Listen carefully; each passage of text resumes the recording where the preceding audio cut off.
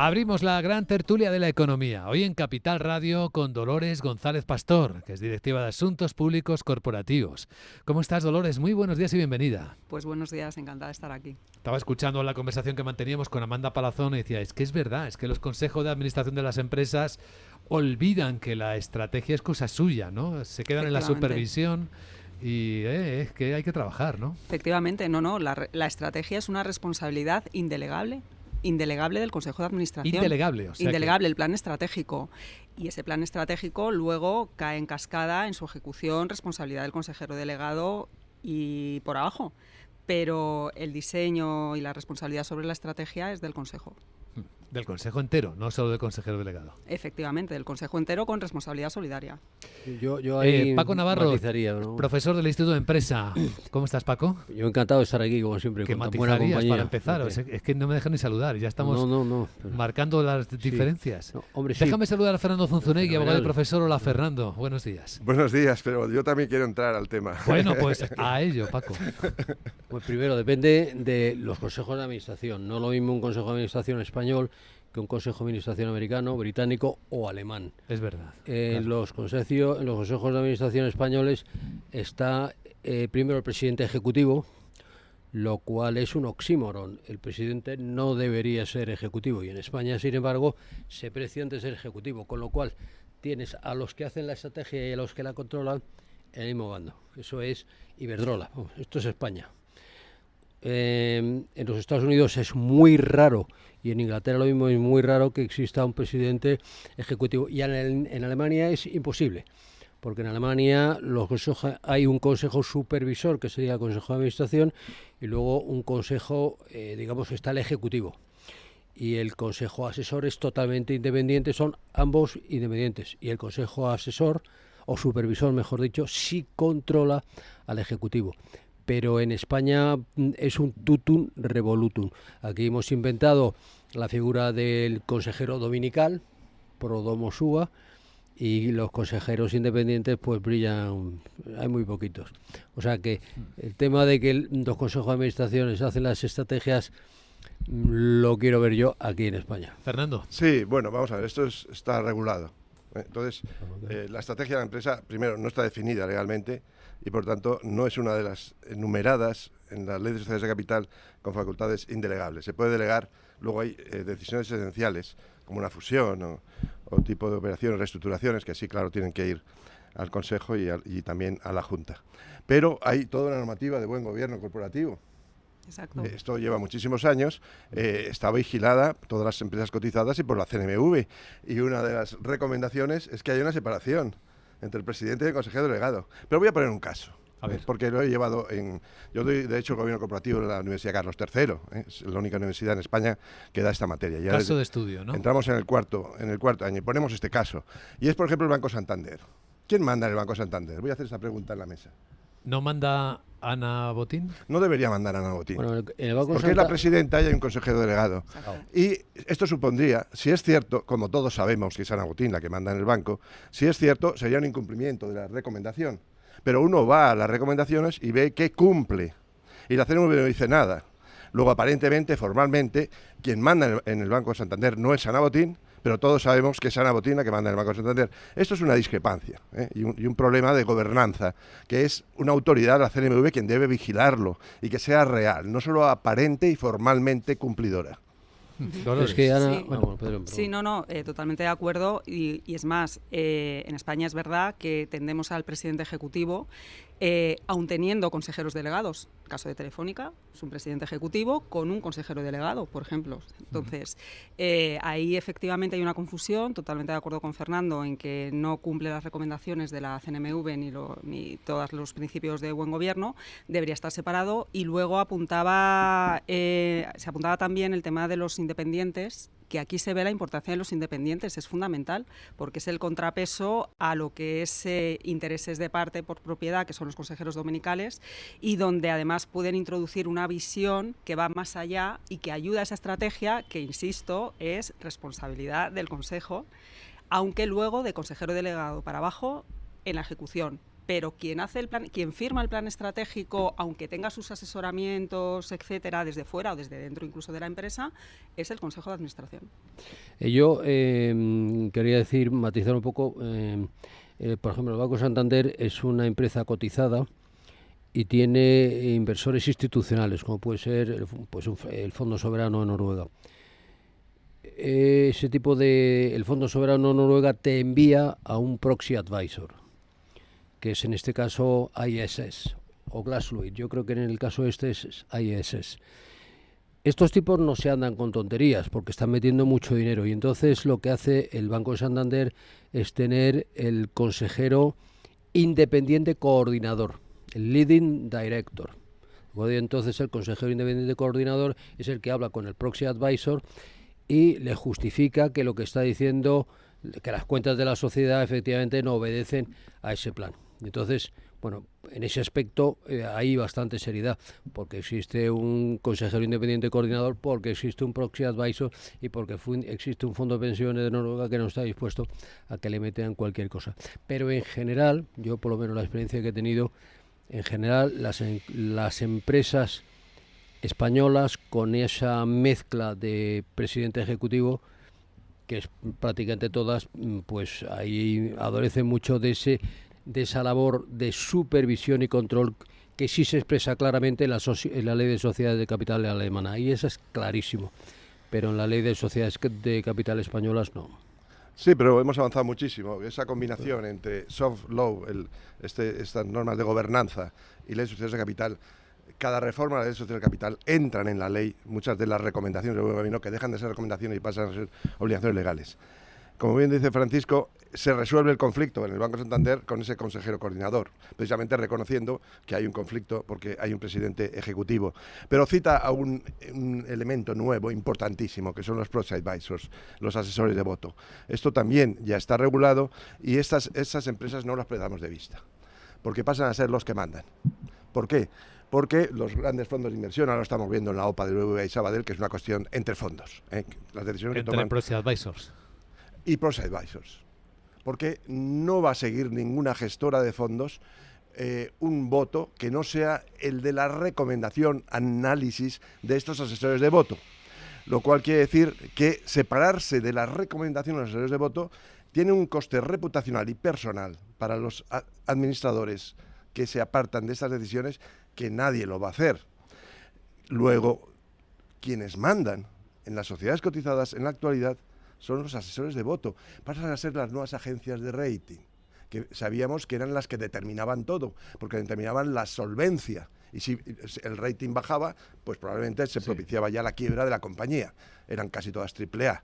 Pero ahora el que sustituye con la pérdida de reputación de las agencias de rating son los asesores de voto, que legalmente son los que intervienen y tienen una función que también ha citado Francisco, que tienen legalmente la posibilidad de comunicarse con los administradores. Entonces decía, ¿el BBVA ha hablado con los fondos? No, ha hablado con los proxy advisors, que son los que han gestionado toda la operación, porque ya previamente habrán dado el visto bueno a la operación del Sabadell, que ya la suerte estaba echada, porque ya previamente, legalmente, se han podido tener esas comunicaciones, que anualmente, retrospectivo, es decir, vencido el año, luego ya tendrán que rendirnos cuenta de qué conversaciones han tenido, en qué momento y con qué contenido. Pero es a posteriori.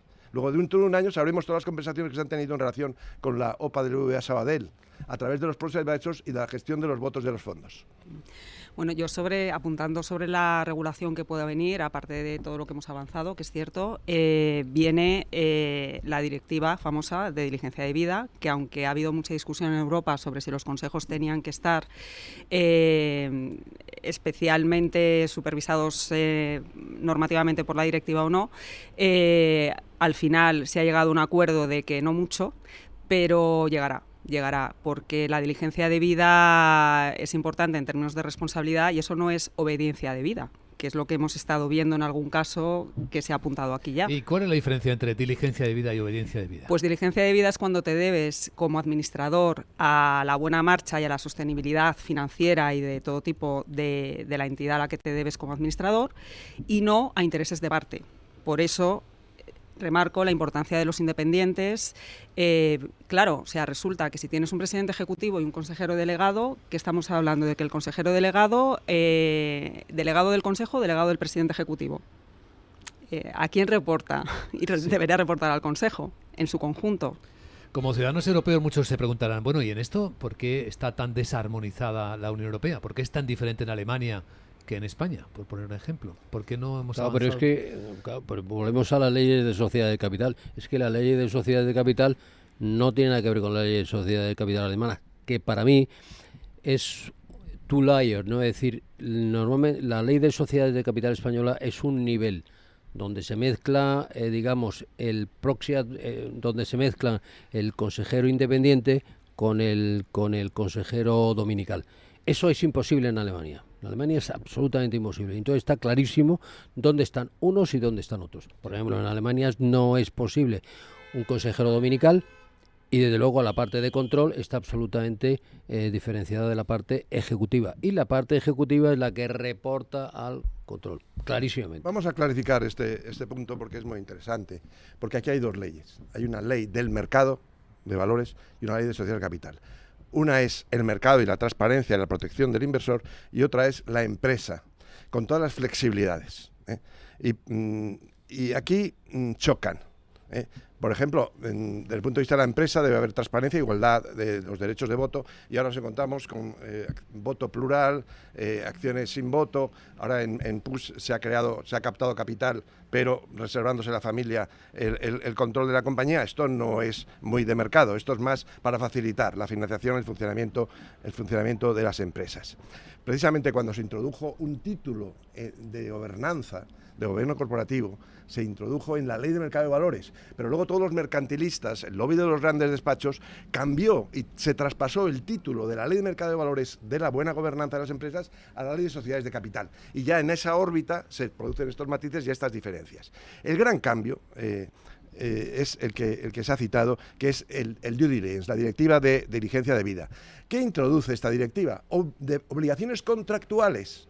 ¿Y por qué es un paso fundamental? Porque en Europa las relaciones contractuales se han dejado a los Estados miembros, por eso no hay armonización legislativa. Yeah. Y ahora, por primera vez, se va a introducir una responsabilidad civil a aquellas empresas, grandes empresas todavía, solo grandes empresas, que incumplan ESG. Es decir, no solo la gobernanza, sino también el luchar contra el cambio climático y las cuestiones sociales en relación con los trabajadores. Y esas grandes empresas que incumplan esto tendrán una responsabilidad civil y una responsabilidad solidaria del Consejo de Administración.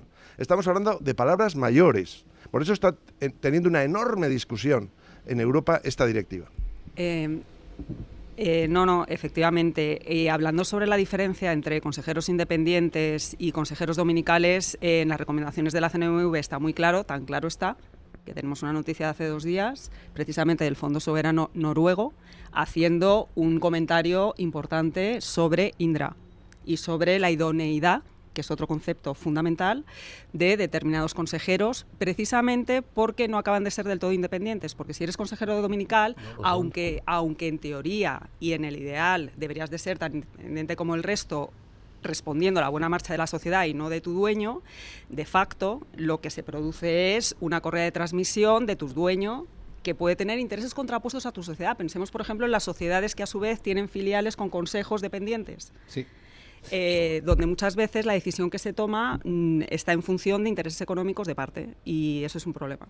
Es que yo no veo posible que la administración Biden intervenga en Apple, o intervenga en Nvidia, o intervenga en Microsoft, que es lo que está ocurriendo en Indra. Es que lo de Indra ya interviene hasta el gobierno. Por lo tanto, a mí, ejemplo de Indra, pues es typical Spanish. En fin. Luego, en relación con lo que se ha dicho también de que las empresas tienen que seguir todas las normas ESG, yo recomiendo un artículo de ayer o de antes de ayer del Financial Times, donde te das cuenta que las empresas se están bajando a toda pastilla de eso, porque dicen que ya no se creen el tema del CO2, lo del cambio climático y lo del petróleo, y que además les sale muy caro. Os recomiendo ese artículo para que veáis un poquito por dónde van los tiros. Lo que pasa que una cosa es que es verdad y hay un consenso ahora mismo en el sector de que ESG entendido como la E, ¿no? La parte más de environment, de green, efectivamente se ha pulsado un poco el desacelerador, o sea, no el pararlo, pero sí otro ritmo, porque el ritmo que se llevaba pues era incompatible efectivamente con la rentabilidad económica, que también forma parte de la ESG porque es sostenibilidad, pero la G es la gobernanza y eso es lo que va a coger peso. Es decir, esto de que la ESG está ahora mismo un poco de capa caída no es cierto en conjunto. Sí que puede ser un tema de que ahora mismo en la agenda pesa menos la parte green, por lo que hemos comentado muchas veces, sí, pero la parte de gobernanza y la parte de sostenibilidad, que va más allá incluso de lo financiero, porque tiene la S también de social dentro de la sostenibilidad, se va a mantener si no va a acelerarse. Muy interesante la gran tertulia de la economía en Capital Radio, que sigue en un instante en cuanto os adelante cómo vienen las bolsas el martes. Pues lo de la S.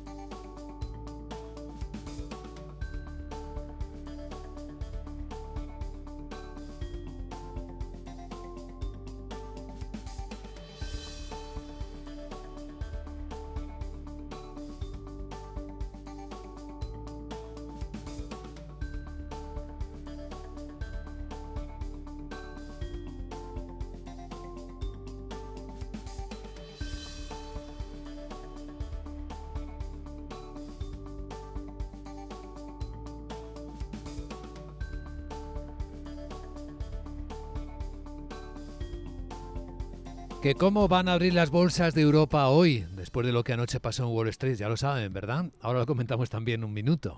Pues al alza, los futuros parece que están de momento tranquilos o muy planos. El del IBEX está congelado ahí en los 11.126 puntos, 11.126. El Eurostoxx está empezando a bajar un poco ahora, en 4.970. Y el americano, el S&P 500, sube 2 décimas más, está en los 5.457, veo en las pantallas de XTV.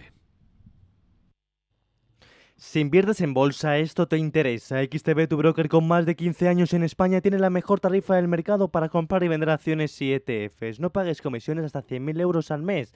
Si inviertes en bolsa o quieres empezar, más sencillo imposible. Entras en xtb.es, abres una cuenta online y en menos de 5 minutos compra y vende acciones sin comisiones. Además, con atención al cliente las 24 horas del día. ¿A qué esperas? Miles de clientes ya confían en xtb.es. Un broker, muchas posibilidades. xtb.es. A partir de 100.000 euros al mes, la comisión es del 0,2%, mínimo 10 euros. Invertir implica riesgos. Aquí seguimos en la gran tertulia de la economía en Capital Radio. ¿Habéis visto qué par de días lleva Nvidia? ¿Cuántas personas están haciendo recogida de beneficios? Se entiende, porque el dinero no sale del mercado, Parece que está rotando a otras compañías. ¿Era esperado esto? ¿Qué me decís? Hombre, no, perdona. Sí, era esperado porque las subidas eran increíbles y yo tampoco creo que haya mucho motivo de preocupación, más allá de que es una recogida de beneficios y cuando la base es muy grande, pues las subidas y las bajadas también lo son y son impactantes, pero bueno, yo creo que el negocio es sólido y que es un tema coyuntural. Paco. Yo no creo que fuese esperado porque aquí ni Dios hablaba de ese tema, con perdón. Yo que suele mirarme Financial Times y estar un poquito tal, aquí ni Dios hablaba de ese tema hasta hoy que sale en la portada del Financial Times y que han perdido 550.000 millones de pavos, que se dice pronto. En capitalización. En capitalización, sí. También es verdad, primero que el director ejecutivo o el director de operaciones se ha vendido 95 millones de dólares en acciones unos días antes y unos días después. Y eso también ha mosqueado bastante al mercado. Y luego están comparando el tema de Nvidia con el tema de Cisco en su momento, en los años 2000, que yo viví en primera persona. Y entonces, pues sí, efectivamente, tú haces unas expectativas de crecimiento de las empresas basadas en los ingresos, pero no en los rendimientos, que es lo que pasó en la época de Cisco y todo, en Terra, por ejemplo. Y en .com, ¿no? La época de las .com. La época de las .com. y eso pues no se sostenía. Aquí, pues en el Financial Times de esta mañana, pues hacen una comparación con Cisco, decir, oiga, ¿está pasando lo mismo que pasó en su momento?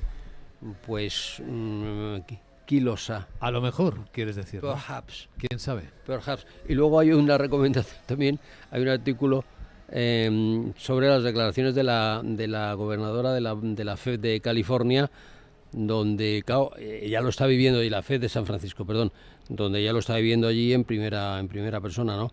Y entonces, pues hombre, está viendo que, cosa que todo el mundo sabía, que la inteligencia artificial será muy productiva, pero no genera mucho empleo. Bueno, de hecho no genera empleo. Y eso es muy preocupante porque se está acabando con la clase media, pero a marcha forzada, ¿no? Y eso es un tema también muy a tener en cuenta. Yo lo digo por meter las dos cuñas por un lado, por otro un... Fernando. Sí, luego hay un riesgo de concentración, pero eso son medidas políticas, sociales, y hay un riesgo, por tanto, legal para este desarrollo que lleva a concentración, pero desde luego las grandes plataformas sí van a seguir vendiendo y van a seguir concentrando el poder de mercado, y el proveedor principal de hardware es Nvidia. Parece ser que a medio plazo no hay problema, porque está construyendo todos los centros de datos, el 20% del negocio es Microsoft, y el año 25-26 lo tiene resuelto, pero la incógnita es a medio plazo. Claro, es un negocio de tecnología, es impugnable. Bueno, vamos a ver. Esto es tecnología muy, muy avanzada, requiere una seguridad y unos controles. Esto estamos hablando casi de aviones, ¿no? Es decir, de los centros de datos. Esto no se improvisa, es decir, podrán salir competidores, pero serán a medio plazo, ¿eh? Entonces, bueno, es un riesgo a medio, largo plazo. Desde luego, Nvidia es la primera empresa del mundo prácticamente, de las 5 primeras. Esto está consolidado y luego tiene una enorme volatilidad y ahora, lógicamente, sube, baja. Yo creo que son cuestiones de mercado que al inversor no debe preocuparle si va un poquito a los fundamentos. A mí me parece muy interesante la comparación con Cisco, precisamente porque yo no lo veo tan comparable. Yo también estaba en el año 2000 cuando la burbuja, justamente yo acababa de entrar en Telefónica y la viví, vamos, lo de Terra, en fin.